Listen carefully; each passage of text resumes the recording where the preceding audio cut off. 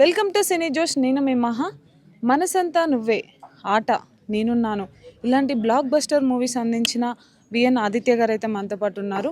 ఆయనను అడిగి అసలు ఇప్పుడు ఎన్ని మూవీస్ చేస్తున్నారు, అలాగే ప్రతి చిన్న సినిమాలో ఆయన ఆయన వంతు ప్రయత్నం ఆయన చేస్తూ ప్రతి ఒక్కరికి సపోర్ట్ చేయడం అయితే జరుగుతుంది.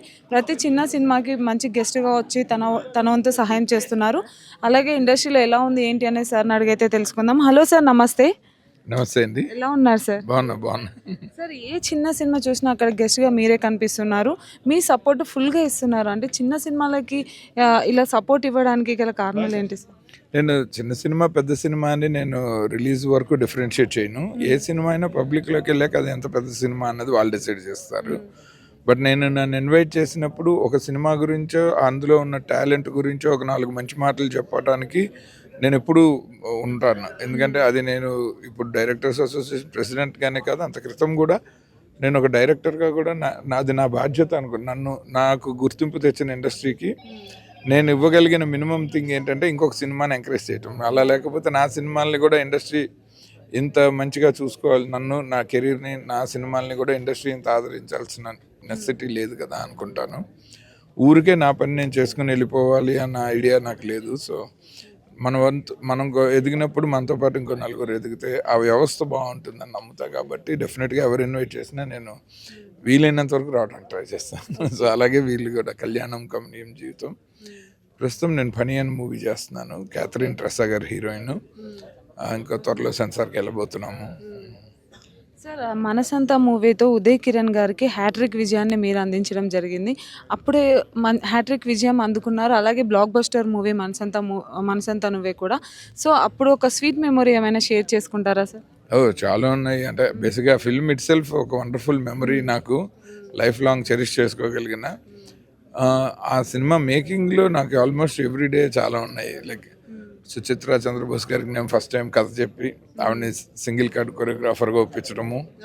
సినివెన్నెల సీతారామ శాస్త్రి గారు పాటలు సింగిల్ కార్డ్ అన్నది అది అప్పటికి మామూలే ఆయనకి, కానీ ఆ యాక్టింగ్ చేయించడానికి ఒప్పించడము అది గొప్ప మెమరీ. ఎందుకంటే అలా ఆ సినిమా మేకింగ్లో పర్చూర్ బ్రదర్స్ తోటి నా interaction, everything, S Gopal Reddy గారితో, ఆర్పి పట్నాయక్ గారితో, ఇలా టెక్నీషియన్స్ తోటి నా జర్నీ టువర్డ్స్ మనసంతా నువ్వే. యాక్టర్స్లో తనికెళ్ళ భరణి గారితో వర్క్ చేయటము, దేవదాస్ కనకాల్ గారు, రాజీవ్ కనకాల్ గారు ఫాదర్, ఆయన డైరెక్ట్ చేయటం. ఎందుకంటే నా చిన్నప్పటి నుంచి ఆయన చూస్తూ బాగా ఇష్టమైన నటుడు ఆయన. సో ఎవ్రీవేర్ నేను రీమా సేన్, ఉదయ్ కిరణ్ వీళ్ళందరూ యంగ్స్టర్స్. సో వాళ్ళతో చాలా లైవ్లీగా ఉండేది. అన్నింటికంటే బెస్ట్ ఏంటంటే ఆ పిల్లలిద్దరితో కలిసి క్రికెట్ ఆడుకుంటూ సినిమా చేసి వాళ్ళ పోర్షన్. ఎందుకంటే వాళ్ళని సీరియస్ యాక్టర్ లాగా నేను షార్ట్ రెడీ రండి ఇలా చేయండి అని చెప్పలేక శుభ్రంగా వాళ్ళతో ఆడుకుంటూ వాళ్ళ పోర్షన్ తీశాను. సో అది నాకు చాలా అదే చాలా అసలు ఏంటంటే మనసంతా మూవీ 90s జనరేషన్ అయినా 20 జనరేషన్ అయినా జెన్జీ కిడ్స్కి అయినా జెన్జీ ఆల్ఫాకైనా ఎవరికైనా కనెక్ట్ అవుతుంది సార్. ఎందుకంటే అందులో ఉండే ఒక్కొక్క ఎమోషన్ అంత బాగా కనెక్ట్ అవుతుంది. సార్, ఇప్పుడు మీకు వచ్చే అప్కమింగ్ మూవీ ఎప్పుడు రిలీజ్ అవబోతుంది సార్? అంటే ఎప్పుడు వస్తుంది?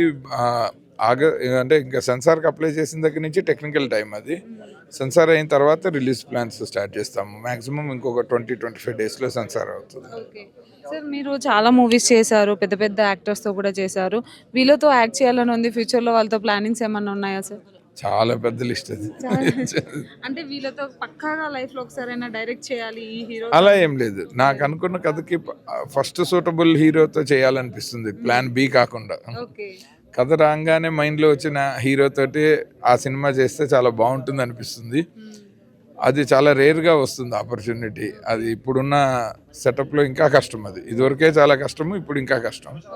మీ సినిమాతో కొత్త వాళ్ళకి అవకాశం ఇచ్చే ఛాన్స్ ఉందా సార్ మళ్ళీ? 100%. అంటే నేను కనీసం ఒక షార్ట్ ఫిల్మ్ అయినా ఏదో ఒకటి కెమెరా ముందు కనబడిన వాళ్ళకైతే డెఫినెట్గా ఇస్తాను.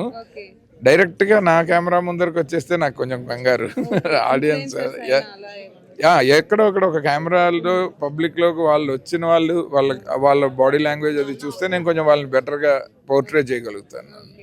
సార్, మీ సక్సెస్కి సీక్రెట్ అంటే ఏం చెప్తారు సార్? ఇంకా అంత సీక్రెట్ చెప్పగలిగేంత సక్సెస్ ఇంకా నేను చూడలే. నా లెక్క ప్రకారం నేను చూడాల్సింది చాలా ఉంది.